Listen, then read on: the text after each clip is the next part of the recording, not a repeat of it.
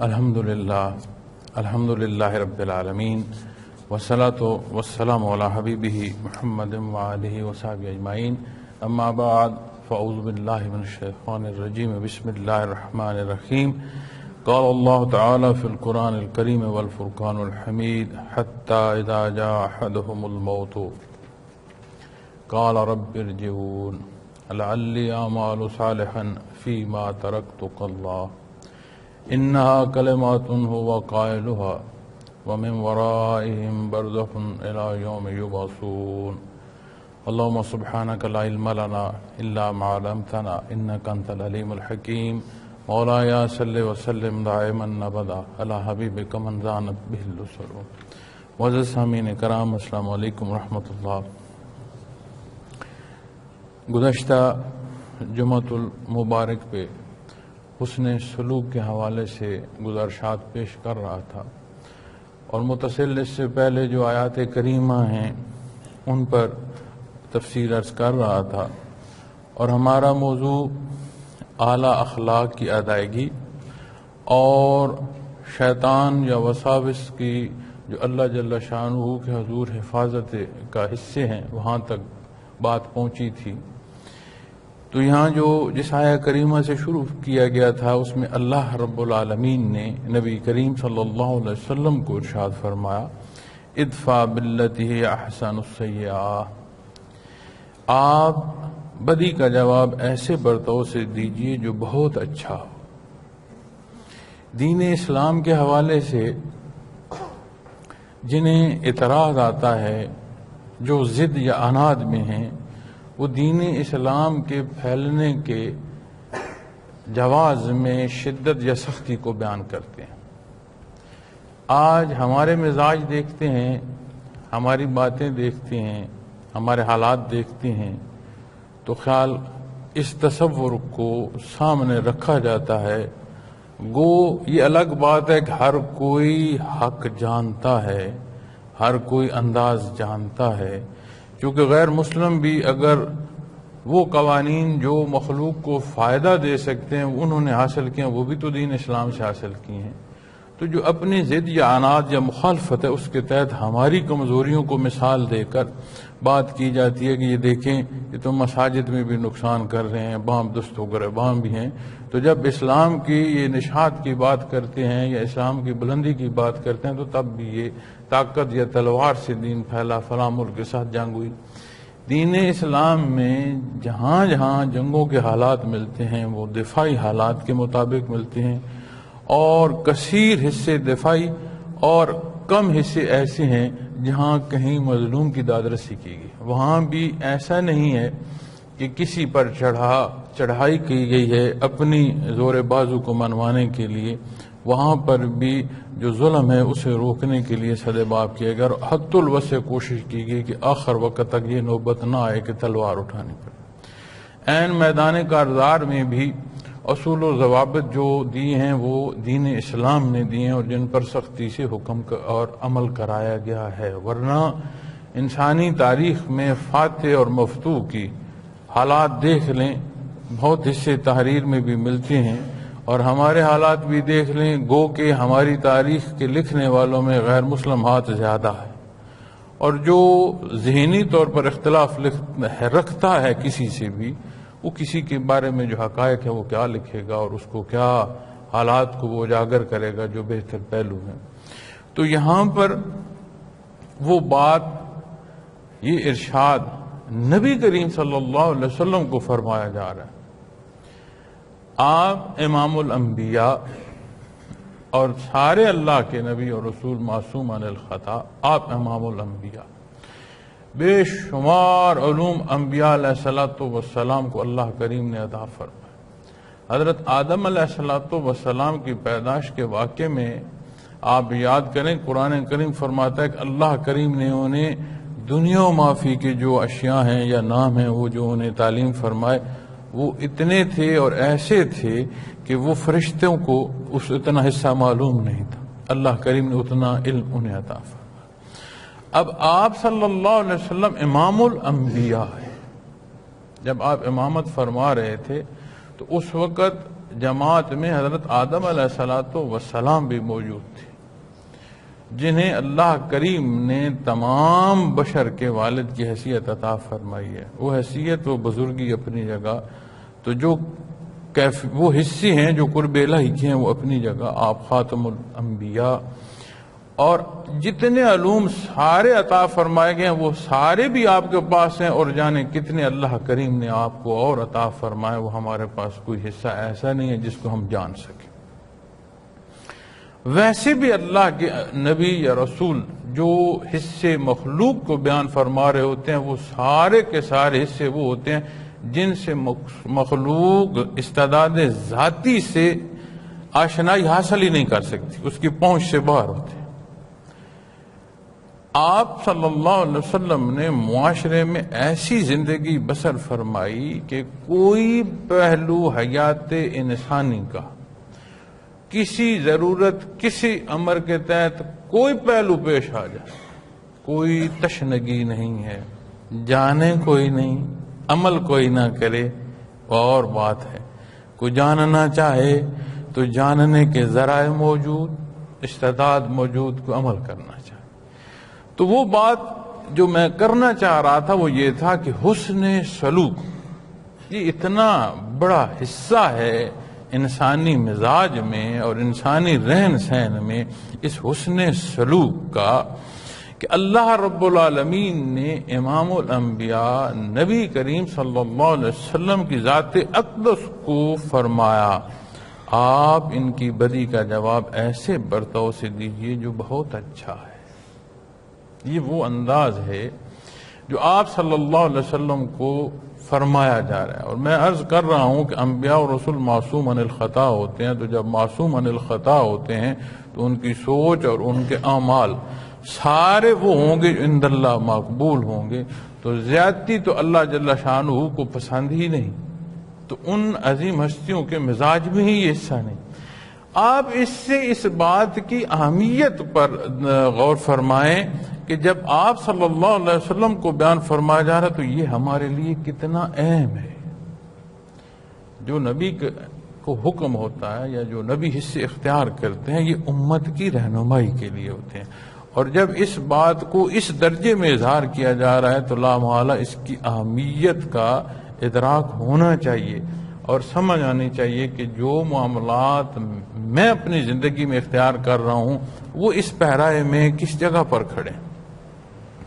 حالانکہ اگلی آیہ کریمہ میں یہ بھی فرمایا نحن اعلم بما یصفون، ہم خوب جانتے ہیں جو یہ آپ کی نسبت کہا کرتے ہیں، یعنی یہ جو کچھ زیادتی یہ کر رہے ہیں اللہ کریم نے فرمایا کہ میں خوب جانتا ہوں، جو کچھ یہ کر رہے ہیں میں خوب جانتا ہوں اے میرے حبیب، پھر بھی آپ کا جو برتاؤ ہو، پھر بھی آپ جو بدلے میں بات کریں وہ خوبصورت ہو، آسان ہو، اعلیٰ ہو، محبت بھری ہو۔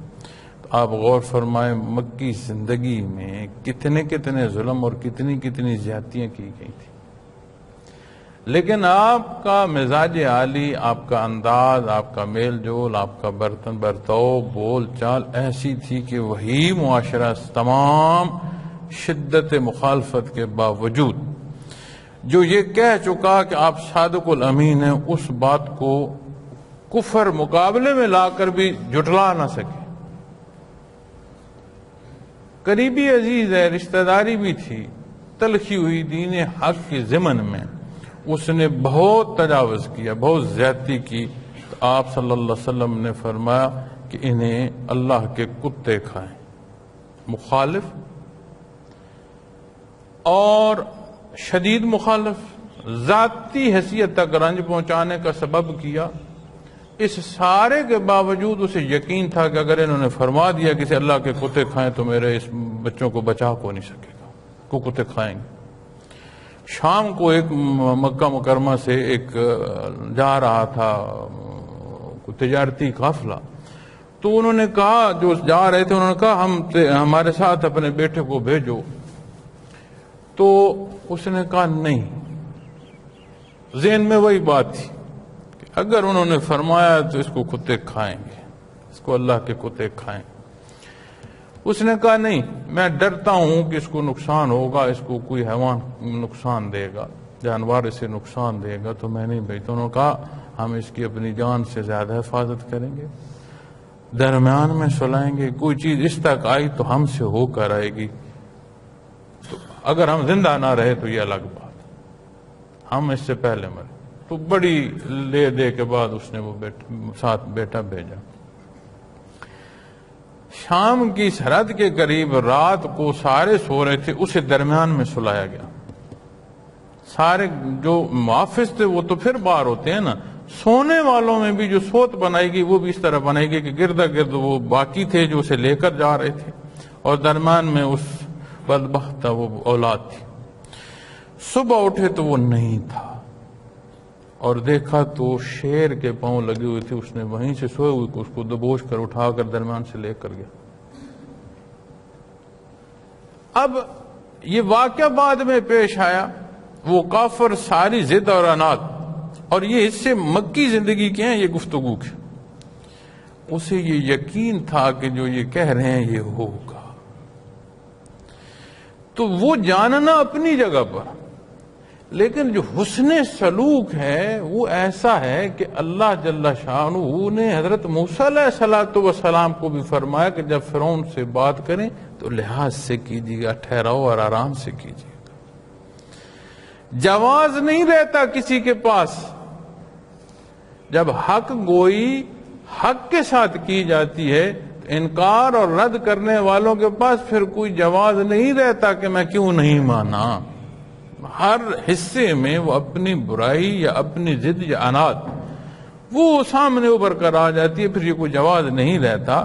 تو جب آپ صلی اللہ علیہ وسلم کو یہ ارشاد فرمایا جا رہا ہے کہ اے میرے حبیب برائی کا بدلہ برائی سے نہ دیجیے گا, آپ تو ہیں ہی رحمت اللہ عالمین, جنہوں نے کانٹے بچھائے, جنہوں نے گوبر پھینکے, آپ تو ان کی تیمارداریاں کرنے والے, معمولات زندگی میں اپنے ہاتھوں سے لوگوں کی خدمت کرنے والے, خود بھوک سے رہ کر بھوکے کو کھلانے والے.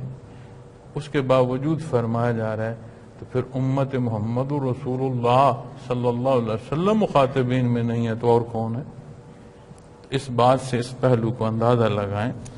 تو یہ موضوع ہمارا چلا آ رہا تھا. پھر اس کے آخر میں جو دو آیات کریمہ ہیں, یہ اللہ کریم نے فرمایا وَقُلْ رَبِّ أَعُوذُ بِكَ مِنْ هَمَزَاتِ الشَّيَاطِينِ وَأَعُوذُ بِكَ رَبِّ أَنْ يَحْضُرُونَ, کہ اللہ کریم کی پناہ جو ہے وہ شیطان مردود اور اس کے وسوسوں سے بھی مانگی اور اس کے قریب آنے سے بھی مانگی جائے. تو یہاں پر ہماری آ کر بات, چونکہ جو حسن سلوک, جو خوبصورت انداز اور جو خوبصورت فکر دی جا رہی ہے, اس کے لیے شیطان کا جو پاس آنا ہے نقصان دہ ہے. مزاج انسانی میں جب کوئی کسی مسئلے کو بھی لے کر انتشار پیدا ہوتا ہے, وہ دکھ میں بھی جا سکتا ہے, وہ غصے میں بھی جا سکتا ہے, کون سا پہلو ہے, کیسا مزاج ہے, حالات کیسے ہیں, ان ساری باتوں پر انحصار ہے. تو جب وہ متذبذب ہوتا ہے تو پھر شیطان کوشش کرتا ہے کہ میں اس کے قلب میں سونڈ ڈالوں اور اسے ایسے خیال پر لگاؤں جو مزید بدی کی طرف اسے لے جائے. تو اللہ کریم نے جو پہلا حصہ بیان فرمایا کہ برائی کا بدلہ اچھائی سے دو, حسن سلوک سے دو, مزاج انسانی کی معراج فرمائی کہ جہاں مل جل کر رہنا ہے وہاں جو محبت کا برتاؤ ہے یہ تمہیں مزید محبتیں بھی دے گا اور سچائی اور بہتری کی طرف رغبت کا بھی سبب بنے گا. ہاں, اس سے باہر کیا ہے؟ شیطان مردود ہے, اس کے وسوسے ہیں, اس کے خیالات ہیں, اور وہ کوئی موقع ضائع نہیں جانے دیتا. مثال ملتی ہے نا صحابہ کرام رضوان اللہ علیہ مجمعین کے کہ ایک صحابی رسول کی فجر قضا ہو گئی, تو دوسرے دن کسی نے اسے اٹھایا بڑی محبت سے کہ جی آپ کی فجر قضا ہو جائے گی, اٹھے نماز میں. کہا بھلے بندے تو کون ہے, مجھے تو کل بڑا دکھ ہوا کہ میری کل فجر قضا ہوگی, بھوک پیاس بھی ہے, تکلیف بھی ہوتی ہے, سارا دن مزدوری محنتیں کر کر کے ہوش نہیں تھا وجود میں رہا کہ فجر قضا ہو گئی تو آج پھر ہو جانی تھی. اس نے کہا شیطان ہوں. کہا تھا تو ابلیس مجھے نماز کے لیے جگا رہا. کہا جو طلب آپ نے کل نماز کی قضا ہونے پر آپ کی تھی اس پر جو اللہ آپ سے راضی ہوا, میں نہیں چاہتا آپ کو اور اتنا ثواب مل جائے جتنا کل ملا. تو نماز کا ہی ملے نا، اس سے اوپر تو نہ مل جائے. تو وہ کوئی موقع کہیں کسی پہلو سے بھی وہ اپنی طاق میں رہتا ہے، وہ اس اپنی طاق میں لگا ہے. تو اللہ کریم نے فرمایا کہ اللہ کی حفاظت میں آنا مانگو اللہ کریم سے. اللہ حفاظت عطا فرمانے والے ہیں، مزید طلب کرو، اور اس حفاظت میں ان وسوسوں کو بھی طلب کرو اور اس کے قریب آنے کو بھی طلب کرو کہ وہ قریب بھی نہ پھٹک سکے. ایسی کیفیت بھی مانگو اور اللہ کی حفاظت میں آ جاؤ. اور یہ دو آیات ہیں، ان میں میں نے آخری میں اس پچھلے جمعے میں بھی عرض کیا تھا کہ ان دو آیات کو اگر اول آخر درود شریف پڑھا جائے تو یہ جو شکایات آتی ہیں نا کہ وسوسے آتے ہیں جی، تو خیالات آتے ہیں جو ان سے تنگ ہوتا ہوں، تو جو مناسب تعداد ہو تو طاق حصوں میں درود شریف پڑھ کے یہ آیات دو پڑھ کے تسبیح کی جائے تو اس میں بھی بہت افاقہ ہوتا ہے. اور اس بات کو علماء کرام بھی تحریر فرماتے ہیں اور مشائخ اعظام نے بھی اس بات کو فرمایا ہے. اسی پہلو کو آپ نے اسی انداز سے بھی بیان فرمایا. اب جب بات شیطان اور اس سے اللہ جل شانہ کی حفاظت کی آئی تو جو اس حصے کو حسن سلوک کو پسند ہی نہیں کرتا اور مقابل ہے، چونکہ اللہ نے فرمایا نا نحن اعلم بما یصفون، اور جو یہ زیادتی کرتے ہیں وہ میں جانتا ہوں. اور جب بندہ زیادتی کرنے والوں کے پہلوؤں میں چلا جائے گا تو پھر وہ شیطان کی جو ہے قربت وہ اس کے پاس ہونا شروع ہو جائے گی. وہ برائی شیطان کو اور قریب کرے گی، اللہ کریم کی حفاظت اسے چھوڑ دے گی، اس کی برائی اور اس جو خرافات یا خرابی ہیں اس کے سبب. تو پھر کیا ہوگا؟ آج ہماری آیات جو میں نے تلاوت کی ہیں وہ اس پر ہیں کہ جو دوسری طرف ہیں جو زیادتی کر رہے ہیں وہ پھر کیا ہوگا؟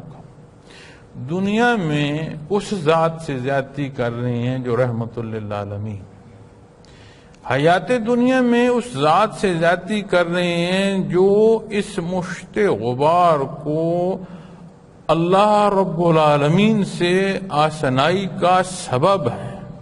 ایک ایک پہلو جو اللہ کریم کو پسند ہے اور ایک ایک وہ انداز جو تجاوز کا جو عند اللہ ناپسندیدہ ہے اس سے آشنا کر رہے ہیں. نہ صرف اس حیات کے زیر و بم تعلیم دے رہے ہیں، نتائج پر بات فرما رہے ہیں، غیب کے حصوں کو بیان کر رہے ہیں، اور جو ہمارے لیے ضروری ہے یہاں کا جو حصے پیش آنے ہیں برزخ یا آخرت میں، ان پر سے پردے اٹھا رہے ہیں جو انسانی دسترس سے ہی باہر. تو جب وہاں سے کو ہٹا اور اس نے اپنے لیے خرابی اور خرافات چنی اور وہاں اعتراض کیا، چونکہ جیسے میں نے عرض کیا جس طرح نبی کریم صلی اللہ علیہ وسلم کو ارشاد فرمایا جا رہا ہے نا کہ ادفع باللتی یا احسن السیئہ، تو ہمارے لیے یہ رہنمائی ہے اور ہمارے لیے حکم ہے. اب سامنے جو فرمایا جا رہا ہے کہ میں جانتا ہوں جو کچھ سامنے سے زیادتی ہو رہی ہے، اب اس کا مطلب ہے کہ فریق دوم بھی ہے. پھر جب فریق دوم کی بات آئی تو فریق دوم کا کردار بھی آ گیا. پھر دوسری طرف شیطان کا بھی تذکرہ اور ذکر آ گیا کہ شیطان بھی ہے. اب اچھا اور صالح حصہ اور حسن سلوک آپ صلی اللہ علیہ وسلم کے ماننے والوں کے لیے رہنمائی ہے. اور جب بات دوسری طرف آئے گی جو زیادتی کر رہے تھے، جو آپ کی شان میں گستاخی کر رہے تھے، اور شان کی گستاخی میں اللہ ہمیں معاف فرمائے بڑی باریکی تک بات چلی جاتی ہے. آپ غور کریں کہ آپ کی اولاد یا کوئی چھوٹا بھائی یا وہ بندہ جو دنیاوی حالات میں آپ کے تحت ہو اور آپ کا بڑی محبت کا بھی تعلق ہو، وہ جب آپ کا کہا نہیں مانتا آپ اسے کیا کہتے ہیں؟ سکا والد، سکا بیٹا. والد اور بیٹے کا رشتے سے بڑھ کر عمومی معاشرے میں اور کیا رشتے ہوں معاشرتی زندگی میں؟ جب والد کا بیٹا کہا نہ مانے، سامنے سے بے شک بدتمیزی نہ کرے، اسے کیا کہتے ہیں؟ کیا لفظ دیتے ہیں؟ نافرمان کہتے ہیں. تو نافرمانی جو ہوتی ہے یہ عزت افزائی ہوتی ہے یا گستاخی ہوتی ہے؟ تو جب ہم دعوی ایمان کے ساتھ عمل صالح سے ہٹتے ہیں تو ہر قدم کو جب فرقہ پر رکھ کر ایسے کھولا جائے گا نا، اللہ معاف فرمائے، وہ کس درجے میں چلی جائے گی بات، اللہ ہمیں معاف فرمائے، کمی بیشی معاف فرمائے۔ حضرت فرمایا کرتے تھے کہ استغفار پڑھا کرو، کوشش کیا کرو کہ ہر نماز کے ساتھ استغفار پڑھی کرو، کچھ تسبیح پڑھ لیا کرو استغفار کی۔ ہمیں معلوم ہی نہیں ہوتا، ہم اتنے کمزور ہو چکے ہیں کہ ہمیں معلوم ہی نہیں ہے ہم کہاں زیادتی کر رہے ہیں۔ اس درجے کی جو کمزوری ہے یہ اپنے ساتھ زیادتی ہے۔ تو پھر فرمایا جو اس طرف چلے گئے جنہوں نے زیادتی کی، جو ان کے پیروکاروں میں آئیں گے۔ اب اسلام سے باہر کس کی پیروکاری ہے؟ جنہوں نے نبی کریم صلی اللہ علیہ وسلم سے زیادتی کی۔ اب جو اس طرف چلے گئے ان کے حالات پھر بیان فرمائے، حتی اذا جاء احدهم الموت قال رب ارجعون۔ فرمایا یہاں تک کہ جب ان میں سے کسی کے پاس موت آ کھڑی ہوتی ہے، اس وقت کہتا ہے اے میرے پروردگار مجھے دنیا میں واپس بھیج دے۔ موت واقع نہیں ہوئی، سقراط کہتے ہیں اس کیفیت کو جب موت واقع ہو رہی ہوتی ہے تو جو وہ کیفیت اس وقت بنی ہوتی ہے وہ سکر کی کیفیت سقراط کی وہ ہوتی ہے۔ جب موت آ کر پاس کھڑی ہوتی ہے، یعنی موت کے فرشتے جب پاس آتے ہیں اور دنیا کی فرصت ختم ہو جاتی ہے تو وقت نزا شروع ہوتا ہے، اور وقت نزا کی جب صورت صادر ہو جاتی ہے پھر توبہ کی گنجائش نہیں رہتی۔ پھر ایسا نہیں ہے کہ اس وقت کوئی کہے کہ ہاں اب میں ایمان لے آیا، اس وقت کوئی نہیں مانے گا۔ اس لیے کہ جب ہم کہتے ہیں نا کہ اس کی نظر ٹھہر گئی، آنکھیں رک گئیں، رک نہیں گئی، اس وقت صحیح گل گئی ہوتی، چونکہ جو فرشتے موت کے آگے ہوتے ہیں وہ انہیں دیکھ رہا ہوتا ہے، باہم کلام بھی ہو رہا ہوتا ہے، اور اس پر قرآن کریم کی آیات شہادت دیتی ہیں۔ تو فرمایا جب موت ان میں سے کسی کے پاس آ کھڑی ہوتی ہے، یعنی وقت نزا شروع ہوتا ہے، یہاں سے ابھی گیا نہیں ہے یہیں، ابھی زندگی کی تار منقطع نہیں ہوئی، وقت نزا ہے، عالم فرصت بند ہو گیا۔ اعمال کی جو کتاب تھی اب اس میں نہیں کچھ لکھا جائے گا، اب اس کی دسترس اور اس کی پہنچ سے چیزیں باہر چلی گئیں۔ جب وہ واقعہ آئے گا، موقع آئے گا تو وہ کہے گا قال رب ارجعون۔ آج پتہ لگا کہ رب میرا بھی ہے۔ تو پہلے تو طرح طرح کی لوگوں کی باتیں کرتا رہا، طرح طرح کی حیثیتوں کو دیکھتا رہا، بت تراشتا رہا، یہ بت مجھے رزق دے گا، یہ بت مجھے عزت دے گا، لوگوں کو پوجتا رہا، لوگوں کی حیثیتوں کو پوجتا رہا، اپنی انا کو پوجتا، آج مانتا ہے۔ اس وقت وہ بھی جو غیر ایمان کے ساتھ کیا کہتا قال رب ارجعون، اے میرے پروردگار۔ آج پتہ چلا پالنہار وہ ہے اور سب کو وہ عطا فرما رہا ہے۔ یہ جو موت کے فرشتے ہیں یا یہ جو موت خود ہے یہ بھی اسی کی ہے، دی ہوئی ہے، یہ اسی کی مخلوق۔ آج سمجھ آئیے تجھے، کہے گا مجھے دنیا میں واپس بھیج دے، یعنی جو کچھ تھا انبیاء اور رسول نے بیان فرمایا تھا وہ حق تھا، تبھی تو اللہ کی ذات کو رب العالمین مان رہا ہے، تبھی تو حالات برزخ کے یا موت کے کھل رہے ہیں، تو وہ مان رہا ہے کہ جو کچھ انہوں نے تب فرمایا تھا وہ آج حق ہے۔ حق اس روز تو ہر کوئی مانے گا۔ ایمان اور ایمان بالغیب کے حصے تو آج ہیں کہ اس کے حبیب کے ارشادات، اس کا اپنا ذاتی کلام، اس کو مانا جائے۔ اگر آج ضد اور عناد ہے، آج تلخی ہے، وہاں تو فرمایا گیا جو برائی بھی کرتا ہے آپ کا انداز بہتر ہو، اس نے سلوک ہو، زیادتی نہ ہو۔ وہ جو کوئی کرے گا تو پھر وہ آ کر بھگت لے گا اور یہیں سے اس کی ابتدا ہو جائے گی۔ اور جب یہ وقت نزا آتا ہے اس میں فرمایا جاتا ہے، یہ شہادت دے لیے قرآن کریم کی آیہ کریمہ بھی، کہ وہ کہیں گے کہ ابھی مجھے واپس بھیج، یعنی وہاں اب پھر کوئی اور گنجائش نہیں ہے جہاں سے کسی قسم کی کوئی رخصت مل سکے۔ بندے مومن کے ضمن میں علماء کرام تحریر فرماتے ہیں کہ اللہ کریم توفیق بخشے تو وقت نزا بھی اسے اپنی کمیوں کوتاہیوں کی معافی کی توفیق نصیب ہو سکتی ہے۔ جب حالات ہی کھل رہے ہیں، جب چیزیں ہی کھل کر سامنے آ رہی ہیں، تو یہ اس کا احسان ہے۔ پھر یہ جو بدبختی ہوتی ہے یہ کردار بڑھاتا ہے۔ پیدائشی طور پر بدبختی نہیں ہوتی، بدبختی تعمیر کی جاتی ہے، یہ ہے تخریبی چیز۔ اس تخریب کو بھی جو تعمیر کیا جاتا ہے تو اس میں جو استعمال ہوتا ہے وہ کردار ہے، جو اینٹیں اس میں استعمال ہوتی ہیں، اور وہ کردار ہے جو نبی کریم صلی اللہ علیہ وسلم کے حکم سے تجاوز کی صورت میں ہے۔ اور جب اس کی تعمیر کی جاتی ہے، چونکہ لفظ تعمیر جو ہے یہ پھر مثبت معنوں میں آتا ہے، یہ ہے تو تخریب، اس تخریبی حصے کو بھی جب بڑھایا جا رہا ہوتا ہے تو اس میں شامل جو ہیں اینٹیں اور گارا، وہ کردار، وہ برا کردار ہے جو تجاوز ہے قرآن و سنت سے۔ اور نبی کریم صلی اللہ علیہ وسلم کے فرمان عالی میں ملتا ہے، حضرت ابو ہریرہ رضی اللہ تعالیٰ عنہ سے مروی ہے کہ آپ نے فرمایا کہ اگر کسی کے گھر کے سامنے نہر ہو اور وہ دن میں 5 مرتبہ اس نہر میں نہایا کرے تو کیا سمجھتے ہیں کہ اس کے وجود پر کوئی میل رہ جائے گی؟ یا رسول اللہ صلی اللہ علیہ وسلم سے تو بہت صاف ہو۔ فرمایا اسی طرح جو 5 نمازیں ہیں اسی طرح تمہاری زندگی میں ہیں، یعنی ایک نماز کی ادائیگی اور دوسری نماز کی ادائیگی کے درمیان جو کوئی کمی بیشی آ گئی، کوئی کمی کوتاہی ہو گئی، کوئی تجاوز ہو گیا، اللہ کے حضور جب سر بسجود ہوگے اس کی معافی نصیب ہو جائے گی۔ اور جمعہ کے درمیان کی جو بات آتی ہے وہ بھی پھر اسی ضمن میں آتی ہے۔ تو جب بندے مومن خالص نیت سے نماز خمسہ، نماز پنجگانہ ادا کر رہا ہوتا ہے تو اس کی میل دھل رہی ہوتی ہے۔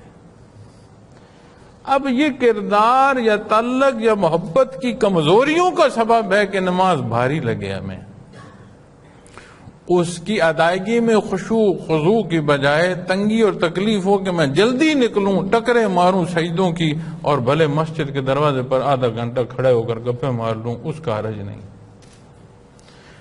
پورے خشوع خضوع اور شوق کے ساتھ نماز اللہ کے حضور نصیب ہو جائے تو پہلی نماز اور اس نماز کے درمیان جو کوتاہیاں ہیں ان کی بخشش کا سبب ہو جائے۔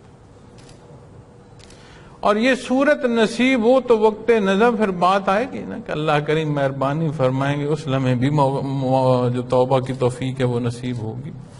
اب کردار ذاتی ہے، توفیق سلب ہو جاتی ہے، ثقیل ہو جاتے ہیں، قلوب اندھے ہو جاتے ہیں، موریں لگ جاتی ہیں۔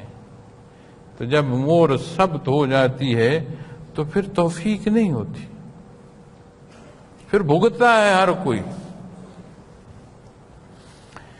تو فرمایا وہ مجھے عرض کر رہے ہیں تو اللہ کریم جو ہیں آگے فرماتے ہیں اس موقع کو، لعلی اعمال صالحا فیما ترکتک اللہ، کہ کہے گا کیا؟ کہے گا تاکہ میں جس دنیا کو چھوڑ آیا ہوں اس میں پھر جا کر نیک کام کروں، یعنی جو کچھ سنا تھا وہ حق تھا، میں نے ضد اور عناد کی، آج حالات منہ کھل گئے ہیں اور کوئی راہ دوا نہیں ہے، میں تو جو اپنی انا میں لگا تھا، میں جھوٹ اور زیادتی پر تھا، مجھے ایک دفعہ واپس بھیج دی، اور جو کچھ تو نے وہاں ہمیں پہنچایا میں سارا مانوں۔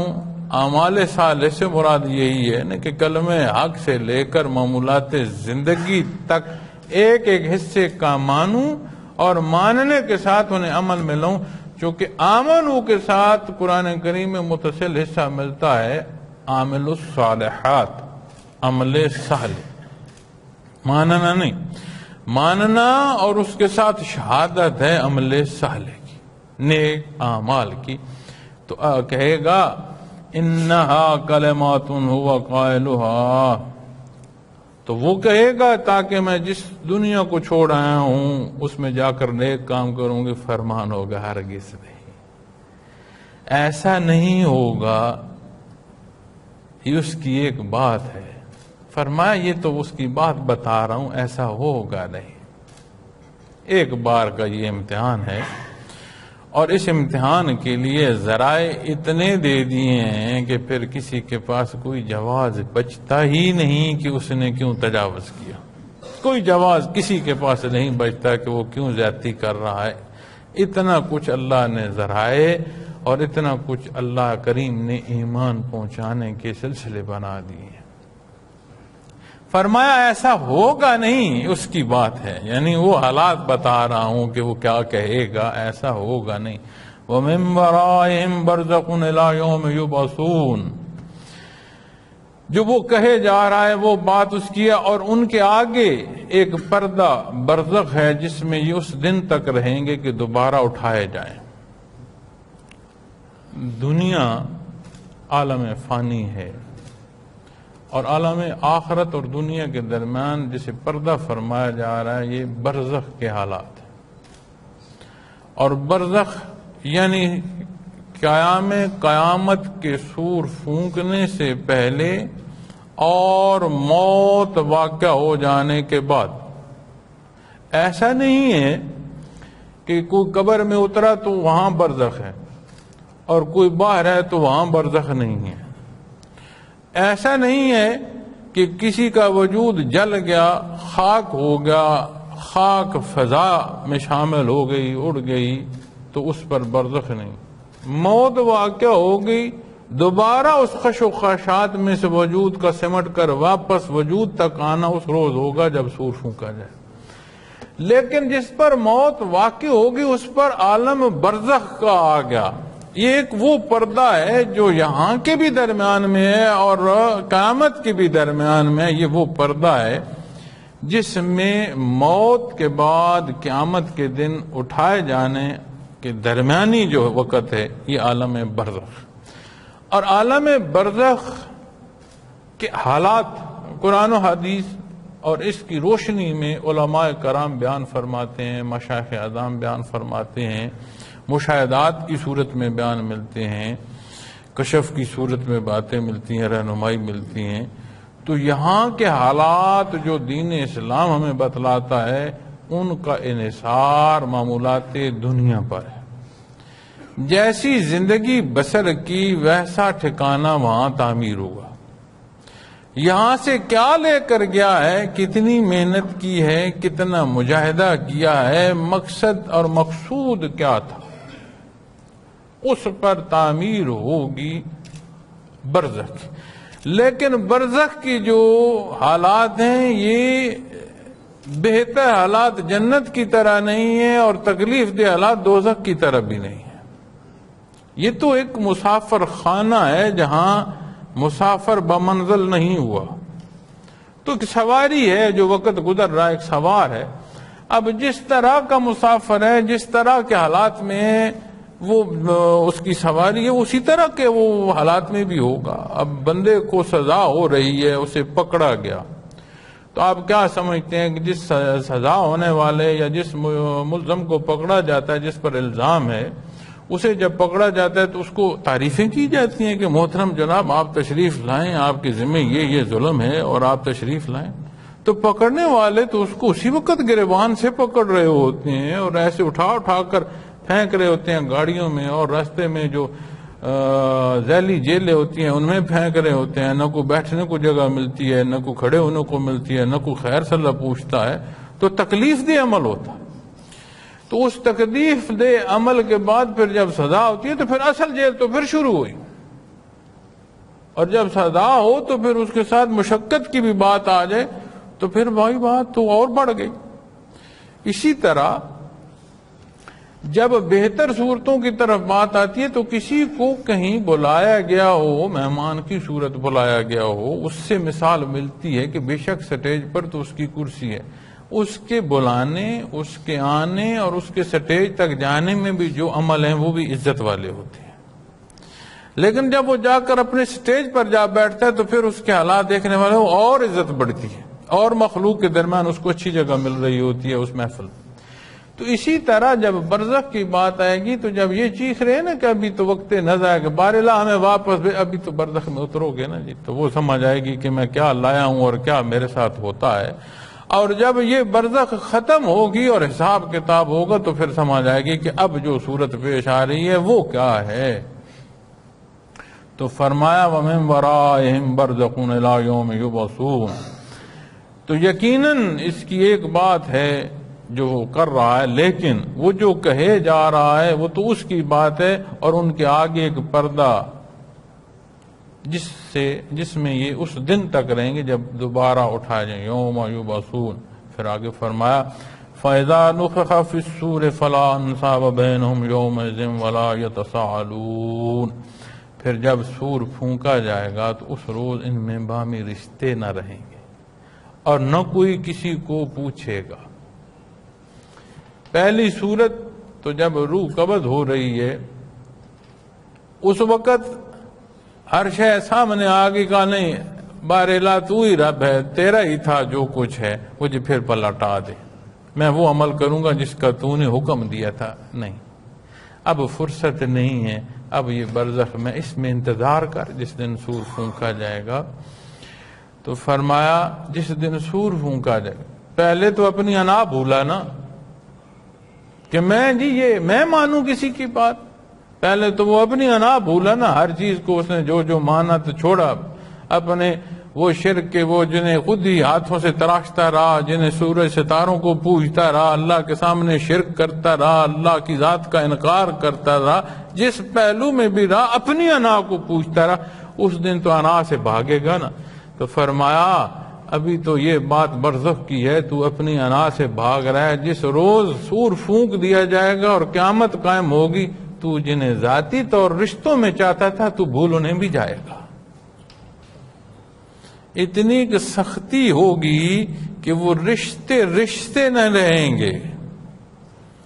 دنیا میں کتنی برائی ہم کرتے ہیں اپنے تعلق کے پیچھے، اس لیے کہتے ہیں نا کہ اگر اچھائی کی طرف جانا ہے تو اپنی محفل یا لوگ اچھے ڈھونڈو، اپنے دوست اچھے بناؤ، اور اگر برائی کی طرف کوئی جا رہا ہے تو دیکھ لو اس کی صورت اس کے گرد و پیش کے لوگوں میں بھی ملے گی کہ اسے وہی لوگ، وہی انداز تخاطب و کلام پسند ہوگا، انہی لوگوں میں وہ رہنا خوش اپنے محسوس کرے گا، تو پھر اس کا ہوگا کہ وہ مزید خرابی میں اسے لیتے چلے جائیں۔ تو جن عزیز و اقارب کو تم پوجتے رہے ہو، جن کا کہا مانتے رہے ہو، وہ تو اور تیرے ذاتی رشتے جو ہیں نا تو بھول انہیں بھی جائے گا۔ اس روز ان میں بامی رشتے نہ رہیں گے اور نہ کوئی کسی کو پوچھے گا۔ بامی رشتے دو پہلوؤں میں بات آ گئی، ایک وہ جن کے لگاؤ میں غلطی پر تھا، ایک وہ رشتے جو اللہ نے پیدائشی دیے کسی کا ہوش نہ رہے گا۔ کہتے ہیں نا میں بچوں کو اچھا کھلانا چاہتا ہوں، اچھا پہنانا چاہتا ہوں، میں نے نہیں اچھا کھایا، میں کیا کروں؟ پھر میں اگر کسی سے رشوت لے لوں، کسی کا لوٹ لوں تو کیا ہوگا؟ میں اپنے بچوں کو کھلاؤں گا، مجھ سے یہ چیزیں نہیں ملی۔ اس کا مطلب ہے کہ اللہ کی تقسیم پر معترض ہے۔ قرآن تو فرماتا ہے، حدیث مبارکہ تو رہنمائی فرماتی ہیں کہ جس کو جہاں جس حیثیت میں پیدا فرمایا گیا اس کے لیے وہی امتحان ہے۔ کمی بیشی میں ہے تو صابر ہے اور اللہ کی مدد مانگتا ہے، ترقی میں ہے، حیثیت میں ہے تو کیا اس کا شکرانہ ادا کرتا ہے، تو دونوں صورتوں میں امتحان۔ تو جن کے لیے تو برائی کے لیے جا رہا تھا، تو کہ مجھے نہیں ملا میں اولاد کو کھلا دوں گا کسی کا چھین کے، ٹھیک ہے میاں، اس روز جب سور پھونک دیا جائے گا تو اس میں بام رشتے ختم ہو جائیں گے، کوئی کسی کو نہیں پہچان پائے۔ قرآن کریم کی آیات میں یہ بھی ملتا ہے کہ ماں دودھ پیتا بچہ جو ہے یا ماں اولاد کے جو رشتے ہیں، یہاں تک قرآن کریم رہنمائی فرماتا ہے کہ وہ کوئی شناسائی نہیں رہے گی، ہوش ہی نہیں کسی کو رہے گا۔ لیکن علماء حق جب اس پر تحقیق فرماتے ہیں اور جو کچھ قرآن کریم میں، چونکہ قرآن کریم میں یہ بھی ملتا ہے کہ کوئی کسی کو کچھ کسی کی سفارش نہیں کر سکے گا، پھر آگے فرماتا ہے اللہ کے ہاں جسے اللہ چاہیں گے، یعنی وہاں سفارش ہوگی۔ تو سب سے بڑی ذات جو روز معاشر شفاعت کی ذات ہوگی وہ نبی کریم صلی اللہ علیہ وسلم کی ذات ہوگی۔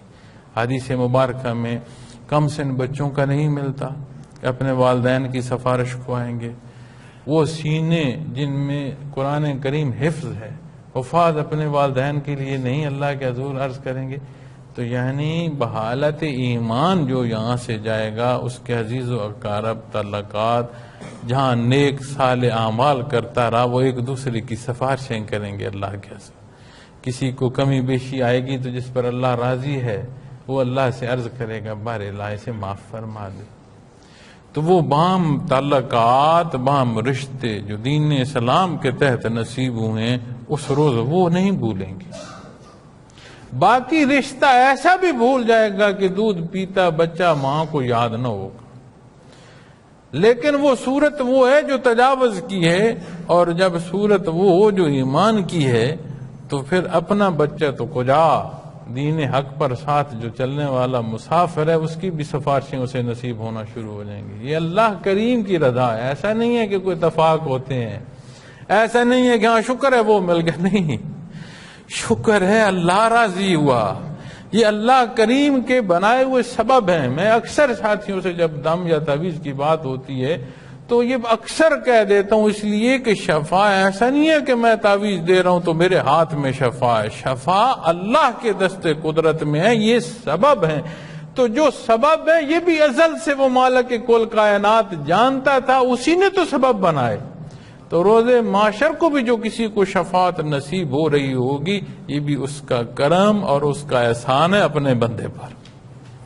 اللہ کریم تو رحیم ہے، کریم ہے، مہربانی فرماتے ہیں، بہانوں سے بخششیں عطا فرماتے ہیں. تو جو یہ تعلقات ہیں دین کے انہیں عزیز جانو. جو رشتے اللہ کے ہیں جو دین کا جمع ہونا ہے انہیں عزیز جانو. یہ وہ رشتے ہیں جو قیامت کے روز نہیں بھولیں گے. چونکہ سلاسل تصوف میں اور خاص کر کے سلسلہ نقشبندیہ میں اور نقشبندیہ ویسیہ میں برزخ اور دنیا کا رابطہ اور بے شمار حالات ملتے ہیں. اس کا مطلب ہے کہ برزخ اور دنیا کا رابطہ ہے اور اللہ فرما رہا ہے انہی محبتوں کو ایمان کی کو قائم رکھو گے تو یہ رابطے سور پھونکے جانے کے بعد بھی ہوں کہ جب کوئی نیک اور صالح کسی کی شفاعت کا سبب ہوگا اور شافع عظیم نبی کریم صلی اللہ علیہ وسلم کی ذات جب شفاعت فرمائیں گی اس شفاعت کے لیے کیا ضروری ہے؟ اتباع محمد الرسول اللہ. ابتدا کہاں ہے؟ تب نہیں ہے، برزخ میں نہیں، آج ہے. اس جہان فانی کی اس گزرتی سانسوں میں اس چلتی ساتوں میں آج ہے اس کی ابتدا کا موقع. تو یہ نصیب ہو جائے تو جہاں رشتے چھوٹ جائیں گے وہاں بھی شفاعت کے ذریعے اللہ کریم پیدا فرما دیں گے اور نصیب ہوگی. اور فرمایا باہمی رشتے نہ رہیں گے اور نہ کوئی کسی کو پوچھے گا. رشتہ تو رشتہ رہا، کسی کو کسی پر حال پر بھی اس کے ساتھ کیا ہو رہا ہے، اس پر کیا وارد ہو رہا ہے، یہ کس کیفیت یہ ہے، یہ کس صورت میں، کوئی کسی کا احساس تک نہ رہے گا. فمن ثقلت موازینہ فاولئک هم المفلحون. بس جس شخص کا نیکی کا بھلڑا بھاری ہوگا تو ایسے لوگ ہی کامیاب ہوں. تو جب نیکی کے پلڑے کی بات آتی ہے تو اگر غور کریں کہ جو حضرت ابو ہریرہ رضی اللہ تعالیٰ عنہ سے میں نے حدیث شریف کا مفہوم عرض کیا ہے کہ کسی شخص کے سامنے گھر کے سامنے نہر ہو اور وہ دن میں 5 مرتبہ اس میں نہائے اس کے وجود پر میل نہیں رہتی، تو اللہ کریم کی جو یاد ہے اور اس کی جو عبادات ہیں انہیں اختیار کیا جائے تو وہ غفور الرحیم ہے، مغفرت کے سبب ہوتے رہتے ہیں. اور جب ترازو لگے گا تو ترازو میں نیکیاں تو ہوں گی، باقی جو اعمال کمزور تھے وہ بخشش کے سبب ایسے ترازو بھی ہوں گے کہ ان میں کمزوری ہی نہ رہے گی. اور جب آخرت کے ترازو کی بات آتی ہے تو کتنے لوگ کہتے ہیں کہ دعا کیجئے، حج پر جاتے ہوئے بھی کہتے ہیں دعا کیجئے. تو ضرور دعا کرتے ہیں، اللہ کریم مسبب الاسباب ہیں. ان سے بھی عرض کیا جاتا ہے کہ آپ جہاں جا رہے ہیں حرمین شریفین میں ہمارے حق میں بھی، مسلمانوں کے حق میں بھی، ہماری امت کے حق میں، ملک و قوم کے حق میں دعا کیجئے. انہیں بھی عرض کرتے ہیں. تو جس روز یہ میزان ہوگا، ترازو لگا ہوگا، حساب کتاب تل رہے ہوں گے تو ایسا موقع بھی آئے گا. حدیث شریف میں ملتا ہے کہ حساب کتاب کے بعد پھر اللہ کریم فرمائیں گے ٹھہر جاؤ، اس بندے کا حساب کچھ میرے پاس بھی ہے. تو وہاں سے جو حساب دیا جائے گا جب اسے نیکی کے پلڑوں میں رکھا جائے گا تو اتنا وزن ہوگا اس میں کہ دوسرے پلڑے کی حیثیت ہی نہیں رہے گی. اور فرمایا وہ کیا ہے؟ فرمایا وہ دعائیں ہیں جو دنیا میں شرف قبولیت نہیں پا سکیں، اللہ کریم نے اس کا اجر سنبھال رکھا تھا. میرے بندے نے مجھ سے مانگا ہے، تب تو اس کو سمجھ نہیں تھی یہ کیا مانگ رہا ہے، اس کے کتنے بھلے کی بات ہے. اس نے اس کا اجر محفوظ کر دی. اس روز پھر فرمایا مستجاب الدعوات گڑ گڑائیں گے، کاش دنیا میں ایک دعا بھی قبول نہ ہوتی، سارا اجر آج ملتا. اتنا رحیم ہے، اتنا کریم ہے اللہ رب العالمین. تو کامیابی ہم وقتی چیزیں دیکھتے ہیں، تلخیاں بھی کرتے ہیں اور کامیابیاں ناکامیاں بھی دیکھتے ہیں. میں اپنے ان کے حالات جو آج ہمارے انتخابات کے حالات ہیں میں ان کو بھی دیکھ رہا تھا. انسان ہیں، زندہ ہیں، اسی معاشرے میں رہتے ہیں، تو یہاں دھوپ ہو تو دھوپ بھی محسوس ہوتی ہے، تو ٹھنڈک ہو تو ٹھنڈک بھی محسوس ہوتی ہے. حیات کی نشانیاں ہیں کہ یہ کمی بیشی محسوس ہوتی ہیں، بندہ ان میں سے گزرتا ہے. میں نے ایسے حالات بھی دیکھے کہ لوگ کسی کو پوچھتا نہیں اسی معاشرے میں. پھر میں نے یہ بھی دیکھا کہ لوگ اسی بندے سے پوچھ کر عمل کر رہے ہوتے ہیں. بام جھگڑتے بھی دیکھا، بام تفریق ہوتے بھی دیکھا. تو حالات کا زیر و بم جو ہے یہ بدلتا رہتا. جو اصول حق اور سچ کے ہیں وہ نہیں بدلتے. آج میں اپنے معاشرے میں دیکھتا ہوں ہمارا ملک جو ہے یہ جب تک ہم پورے مستقل مزاجی اور نیک نیتی اور ایمانداری کے ساتھ اپنے ملک کی باغ دوڑ نہیں چلائیں گے یہ نازک دور نہیں گزر سکتا. ہر آنے والا یہ کہہ دیتا ہے کہ ہمارا ملک نازک موڑ میں ہے، اور ہر وہ مولانا جس کی جگہ یا سیٹ یا ممبر کو خطرہ ہو یا حیثیت کو خطرہ ہو یا اسے فائدہ نہ، وہ کہتا ہے اسلام خطرے میں ہے. دونوں صورتوں میں جب دیکھا جائے گا تو حالات کا جو تبدیلی ہے اس کا سبب کردار پر ہے. تو آج میں دیکھتا ہوں کہ ہمارا انداز گفتگو کیسا ہے. کتنے لوگوں نے مجھ سے پوچھا بھی صحیح کہ آپ کس کو الیکشن میں جماعتی طور پر سپورٹ کریں. تو میں نے مجھ سے جس نے پوچھا بھی تو میں نے اسے کہا جہاں آپ جو مناسب بندہ کینڈیڈیٹ ہے اسے آپ ووٹ دے دیں.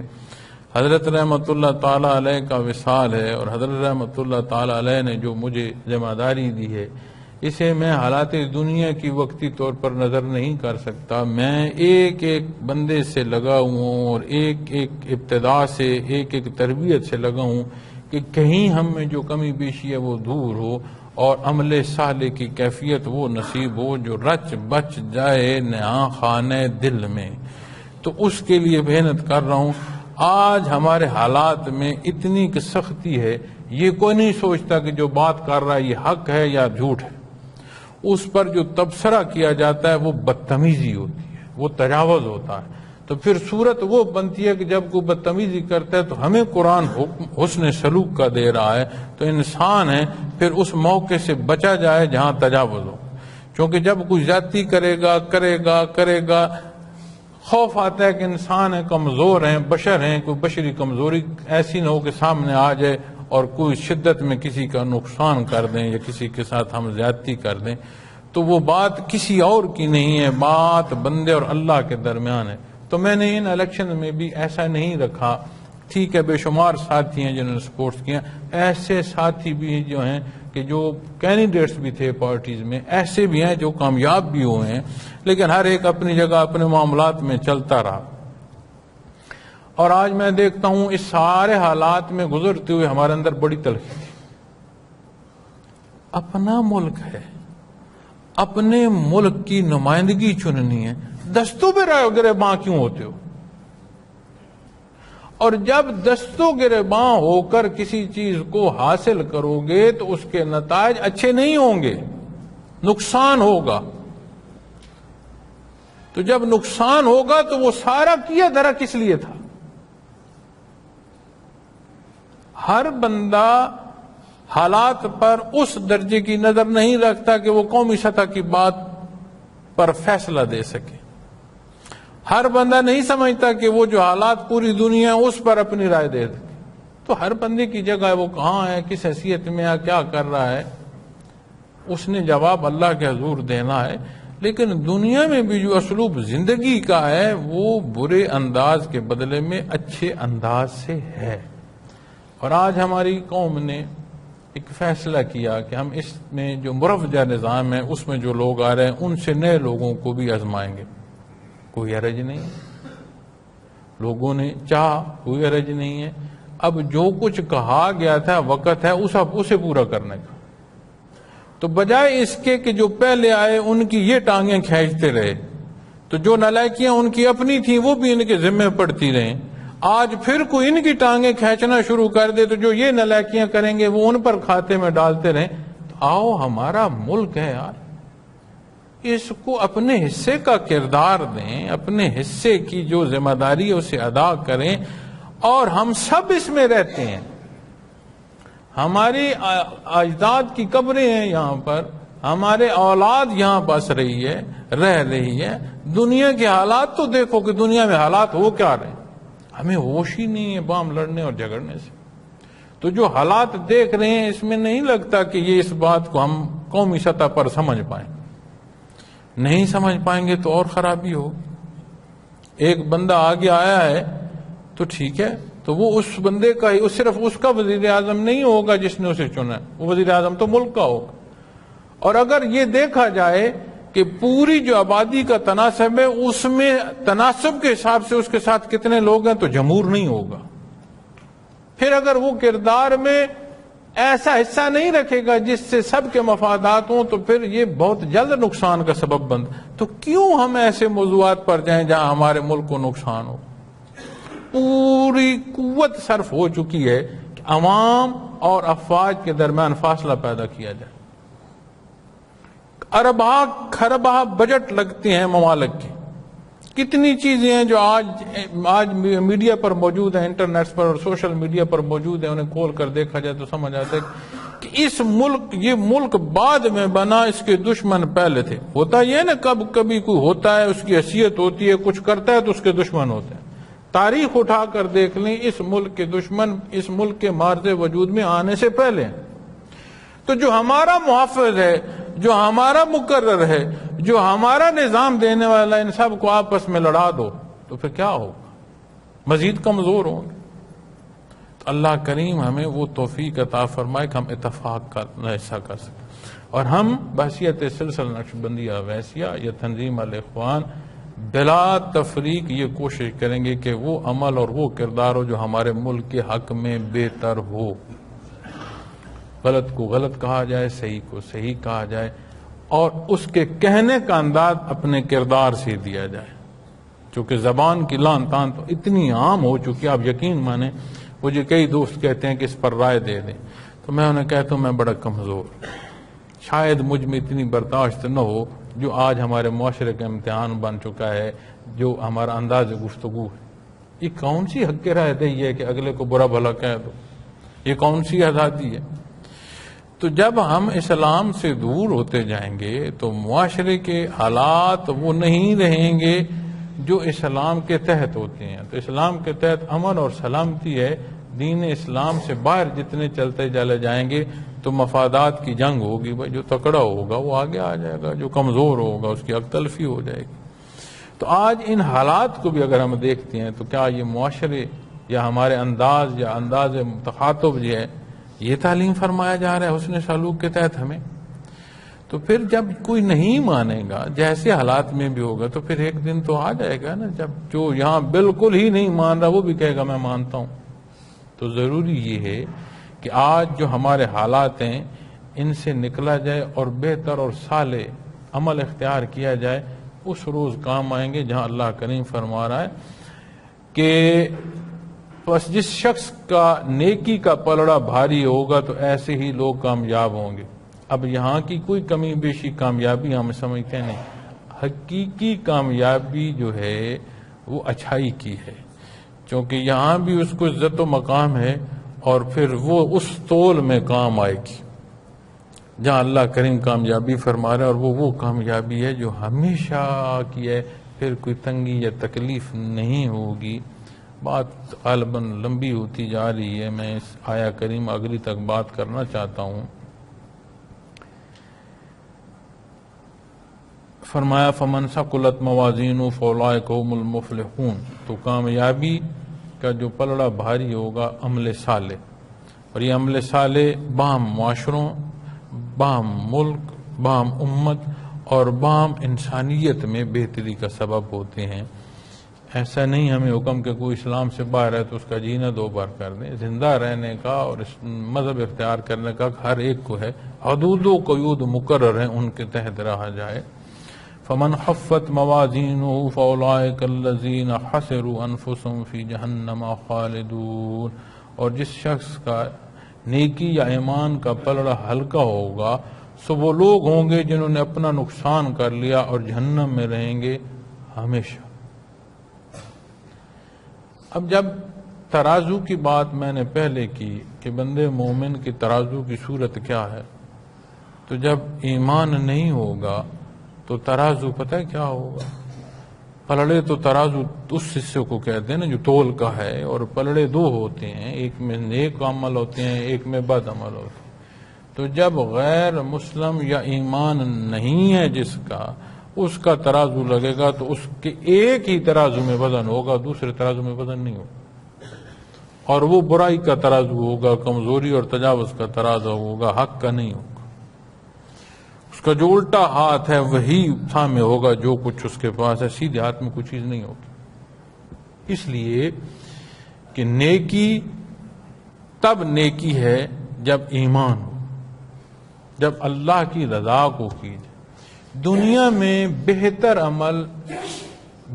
عمل کی صورت میں گردانا جاتا ہے جس کا بدلہ دنیا میں دے دیا جاتا ہے، کیونکہ جب کسی کا اللہ پر ایمان نہیں، جب کسی کا آخرت پر ایمان نہیں، تو وہ کب نیکی کر رہا ہے کہ اللہ راضی ہوگا اور آخرت میں اجر اور ثواب مجھے نصیب ہوگا، تو وہ تو اس کے لیے کر ہی نہیں رہا۔ تو اس کے نزدیک کہیں شہرت ہوگی، کہیں بدلے میں کوئی اور ضرورت ہوگی، کہیں انا ہوگی، کوئی نہ کوئی پہلو جو بھی ہوگا وہ دنیا کا ہوگا، آخرت کا ہوگا ہی نہیں۔ تو پھر آخرت میں اس کے پلڑے میں نیکی کا حصہ جائے گا؟ تو وہ کریم ہے، وہ کسی کا حصہ اپنے پاس وہ رب العالمین نہیں رکھتے، وہ رب العالمین ہے۔ اگر کسی نے دنیا میں غیر مسلم نے، جس کے پاس اسلام نہیں ہے، جس کے سینے میں ایمان نہیں ہے، اگر اس نے دنیا میں کوئی بہتر عمل کیا، بلندی نام کے لیے کیا، تو اس کا نام جو ہے وہ مشہور ہو جائے۔ دنیا کی کسی تکلیف کی دوری کے لیے کیا اس نے، اس کو کسی کمی بیشی میں کوئی نقصان سے بچت ہو جائے گی، اس کا بدلہ یہیں اسے مل جائے گا، اس کا آخرت میں حصہ نہیں ہوگا۔ تو جب وہاں کی بات ہوئی تو فرمایا جس کا ہلکا ہوگا، تو ہلکے سے مراد یہ ہے کہ دوسری طرف چیز ہوگی ہی کوئی نہیں۔ اور یہاں جب بات صاحب ایمان کے کمزور اعمال کی آتی ہے تو پھر اس میں یہاں تو جو بات ہو رہی ہے یہ مسلم اور کافر کی ہو رہی ہے، لیکن جہاں کمزوری اور گناہگاری کی بات آتی ہے تو وہ سزا میں جائے گا۔ جیسے حرام خوراک سے کوئی وجود تعمیر ہو، اب کوئی کھانا کھائے گا تو وجود میں تو لگے گا، تو جتنا وجود بنا وہ دوزخ کی آگ سے جلے گا۔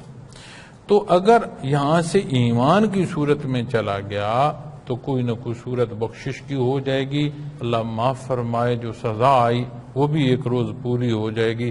لیکن اگر کوئی ایمان لے کر نہیں گیا اس کی کوئی صورت نہیں، اسے ہمیشہ فرمایا جہنم خالدون، کہ وہ ہمیشہ جہنم میں رہے گا، اس کا کوئی اور راستہ نہیں۔ اللہ کریم ہمارے حالات پر مہربانی فرمائے، ہماری کمی بیشی معاف فرمائے۔